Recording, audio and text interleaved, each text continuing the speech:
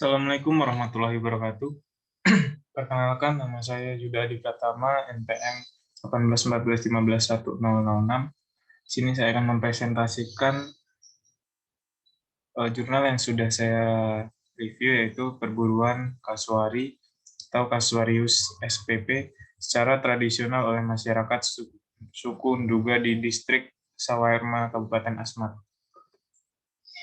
Pendahuluan, perburuan satwa di area hutan hujan tropis tidak lagi berkelanjutan atau sustainable, dan sumber daya satwa liar di hutan ini sangat rawan terhadap eksploitasi yang berlebihan, sehingga spesies satwa buruan dikhawatirkan dapat menuju kepunahan. Salah satu jenis satwa liar yang sering diburu oleh masyarakat Papua adalah kasuari atau Casuarius sp. Bahan dan metode.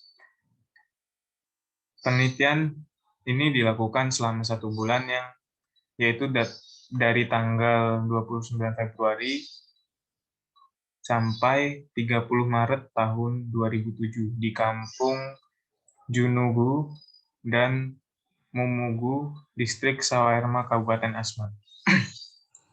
Metode penelitian yang digunakan adalah metode deskriptif dan teknik studi kasus. Dan untuk pengumpulan data, yaitu data primer. Data primer meliputi peralatan berburu yang digunakan, kemudian cara penangkapan hewan buruan, dan jumlah anggota berburu, lokasi dan waktu berburu, jenis kasuari yang diburu, kemudian jumlah hasil buruan, dan pemanfaatan hasil buruan. Kemudian untuk data sekunder, yaitu data yang merupakan data pendukung dalam yang meliputi keadaan umum, lokasi penelitian, serta studi pustaka yang mendukung topik penelitian ini. Data sekunder ini beralasan dari instansi pemerintah setempat dan penelusuran pustaka. Kemudian hasil dan pembahasan. Aktivitas berburu kasuari. Menurut Lee tahun 2000, kegiatan berburu dapat dibedakan menjadi perburuan aktif dan perburuan pasif. Kemudian perburuan aktif melibatkan aktivitas yang banyak menguras energi, membutuhkan tenaga, dan menghabiskan waktu karena pemburu harus mengejar, memburu, dan menangkap hewan buruan. Nah, perburuan aktif ini merupakan perburuan yang dilakukan secara langsung oleh pemburu, itu dengan mungkin menggunakan panah ataupun mengejar hasil buruan secara langsung. Kemudian untuk perburuan pasif hanya membutuhkan waktu dan tenaga untuk merancang dan menempatkan perangkap atau jerat pada lokasi yang ditetapkan sambil menunggu hewan buruan masuk dalam jerat atau perangkap. Jadi perburuan pasif ini merupakan perburuan yang secara tidak langsung dilakukan, yaitu misalnya menggunakan jerat ataupun perangkap untuk menangkap hewan buruan. Kemudian untuk peralatan berburu yang digunakan dalam kegiatan berburu masyarakat suku Nduga adalah parang atau nama lokalnya itu jalawi, kemudian kapak, kemudian tali rotan, serta busur dan anak panahnya. Berikut ada contoh dari busur dan anak panah yang digunakan. Kemudian untuk cara berburu, yaitu cara penangkapan kasuari oleh masyarakat suku Nduga menggunakan pemasangan jerat, yaitu model jerat yang dipasang dikenal ada dua, yaitu jerat leher atau penyebutan masyarakat setempat yaitu onggorok kere, dan jerat kaki atau ijok kere. Biasanya jumlah jerat yang dipasang antara 3 sampai 5 jerat sekali pasang.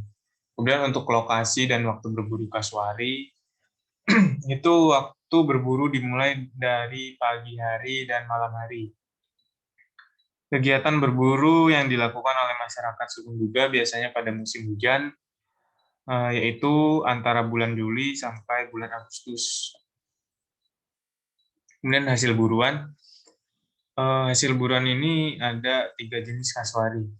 Yang pertama kasuari glambir ganda atau Casuarius casuarius. Kemudian ada kasuari glambir tunggal atau nama latinnya Casuarius unpendiculatus. Kemudian ada yang ketiga itu kasuari kerdil atau Casuarius benneti. Nah, rata-rata yang diambil dari hasil buruan itu adalah bulu kasuari, kemudian tulang, dan telur dari kasuari. Dan jumlah hasil buruan. Nah, jumlah hasil buruan kasuari yang diperoleh masyarakat suku Duga berkisar 1-3 ekor per hari. Kemudian jika menggunakan bantuan anjing pemburu, maka hasil buruan yang ditangkap sekitar 1-2 ekor per hari. Nah, maksudnya di sini jika perburuan itu secara langsung, maka masyarakat itu biasanya menggunakan anjing pemburu.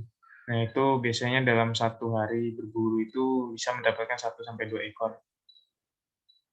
Dan kemudian untuk berburuan menggunakan jerat atau perangkap itu dalam seharinya masyarakat itu bisa mendapatkan 1-3 ekor per hari.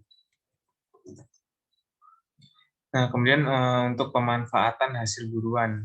Yang pertama, daging atau masyarakat setempat menyebutnya inyo. Kemudian cara pengolahan daging ada 2, yaitu asar mentah dan asar masak. Nah, asar itu dalam bahasa suku tersebut berarti yaitu cara memasak dengan asap atau pengasapan. Kemudian yang selanjutnya itu bulu atau masyarakat setempat menyebutnya asu. Nah, untuk bulu ini sendiri masyarakat setempat itu menggunakannya sebagai penghias kepala atau seperti pada gambar yang bisa dilihat, yaitu sebagai penutup kepala adat. Kemudian tulang atau bahasa setempatnya uak. Nah, tulang ini biasanya digunakan menjadi sebuah pisau. Jadi pisau ini juga nantinya akan digunakan masyarakat setempat. Nah, kenapa dijadikan pisau? Karena tulang kasuari ini terkenal keras dan juga kuat. Dan tulang tersebut biasanya didapatkan dari tulang kaki atau paha. Kemudian untuk yang selanjutnya yaitu kuku atau nama setempatnya ijok apis. Nah, dari kuku ini biasanya dijadikan sebagai perhiasan atau kalung. Jadi untuk masyarakat setempat itu dapat memanfaatkan kuku dari kasuari ini sebagai perhiasan. Kemudian telur atau bahasa setempatnya engen. Nah, untuk telur ini isinya terutama itu bisa dikonsumsi, kemudian kulitnya juga dapat disimpan sebagai perhiasan. Jadi telur kasuari ini dimanfaatkan sebagai bahan konsumsi, kemudian untuk cangkangnya itu bisa menjadi sebuah perhiasan bagi suku Duga. Kemudian untuk kesimpulan, dari teknik berburu kasuari oleh masyarakat suku Duga masih dilakukan secara tradisional dan menggunakan alat-alat tradisional seperti parang, kapak, dan busur anak panah, serta dilakukan dengan menggunakan cara penangkapan dengan jerat leher atau jerat kaki. Kemudian untuk kegiatan berburu kasuari ini dilakukan secara perorangan maupun kelompok sesuai dengan hak adat atau dusun. Kegiatan berburu lebih banyak dilakukan pada pagi dan malam hari, terutama saat musim hujan.